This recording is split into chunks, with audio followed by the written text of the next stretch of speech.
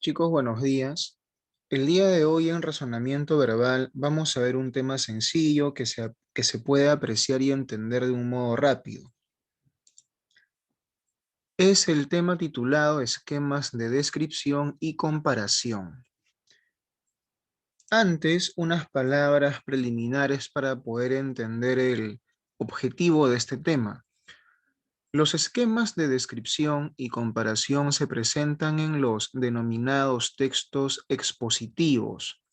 Recuerda que un texto expositivo es aquel que nos brinda información detallada en torno a un tema, principalmente vinculado al campo del conocimiento.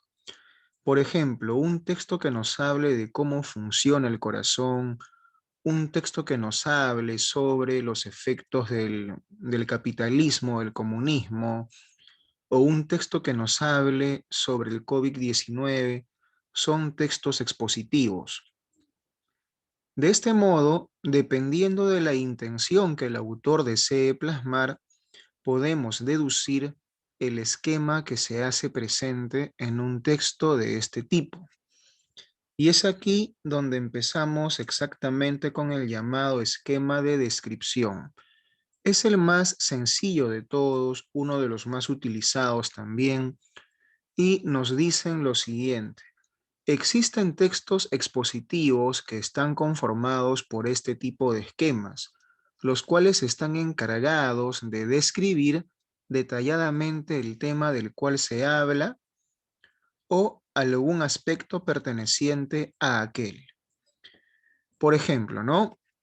Fíjense en este esquema descriptivo de acá, que tiene la forma de un mapa conceptual, pero de modo horizontal, ¿no? Que va para la mano derecha. Este es un ejemplo de esquema descriptivo porque te dan todos los detalles posibles sobre el llamado género dramático. Te describen cómo es ese género y aparte que también te dan pequeñas descripciones de cada una de las especies que pertenecen a él, como la tragedia, comedia, drama, auto sacramental. Este es un esquema descriptivo del género dramático. Por ejemplo, tenemos aquí otro esquema que no se distingue bien porque cuando lo quise agrandar la letra se distorsionaba, pero es un esquema descriptivo que nos habla sobre el tema del retrato, que también alguna vez hemos visto en clase, ¿no? Nos dan datos puntuales, nos dicen, por ejemplo, entre otras cosas, que el retrato es la presentación de rasgos físicos de una persona.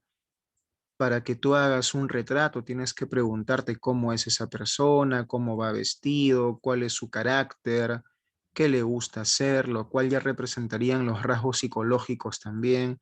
Entonces, es un esquema descriptivo que incluso incluye imágenes, ¿no?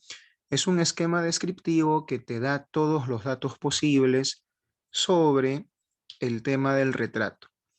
En conclusión, un esquema descriptivo es que tú hagas un esquema cualquiera, ya sea un cuadro de este tipo o como vimos en el anterior, definiéndome detalladamente la descripción que merece un tema. ¿Cómo es el tema? ¿Qué cosa es? Solamente te ocupas en describir el tema que has elegido, nada más. Y así como hay esquemas descriptivos, que es uno de los esquemas que tú más utilizas en el colegio, también existen los esquemas comparativos, que ya no se encargan de describir un único tema, sino que te presentan dos temas y los comparan, estableciendo diferencias y semejanzas. Este tipo de esquema comparativo es muy útil si tú deseas establecer diferencias y semejanzas entre dos temas. Por ejemplo, en la imagen que está a la mano izquierda, vemos un esquema comparativo entre el socialismo y el capitalismo.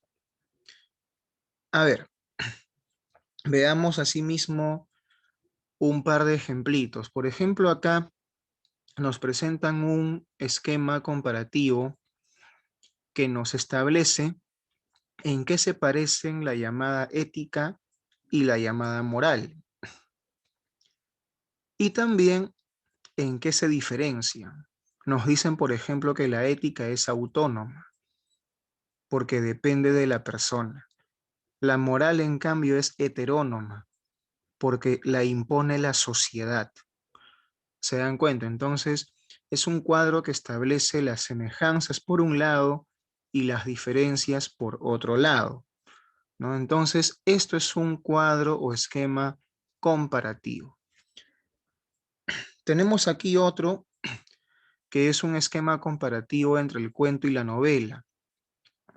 Aquí, por ejemplo, no vemos ya muchas semejanzas, vemos una, dos nada más, porque lo que más abundan son las diferencias, que también las puedes mezclar, no hace falta que por un lado pongas semejanzas y aparte que pongas diferencias, aunque sí es lo más recomendable para que esté más ordenado.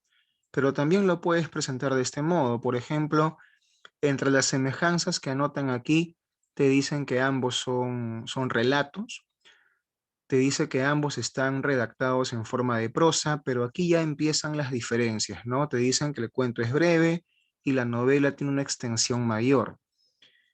Te dicen que el cuento se desarrolla en una sola acción, mientras que la novela te da varias acciones y muchos personajes, a diferencia del cuento que solamente concibe pocos personajes, uno o dos te ponen acá.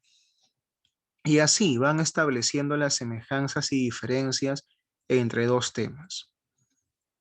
A ver, como el tema es básico, es sencillo, es fácil de entender, yo te estoy enviando un cuadro, en este caso comparativo, para que tú establezcas las semejanzas y las diferencias que existen entre dos temitas que te estoy colocando en la ficha de aprendizaje, para lo cual de repente un poquito tienes que investigar. Así que chicos, cualquier detalle lo exactizamos vía Zoom. Muchas gracias por su atención. Cuídense mucho.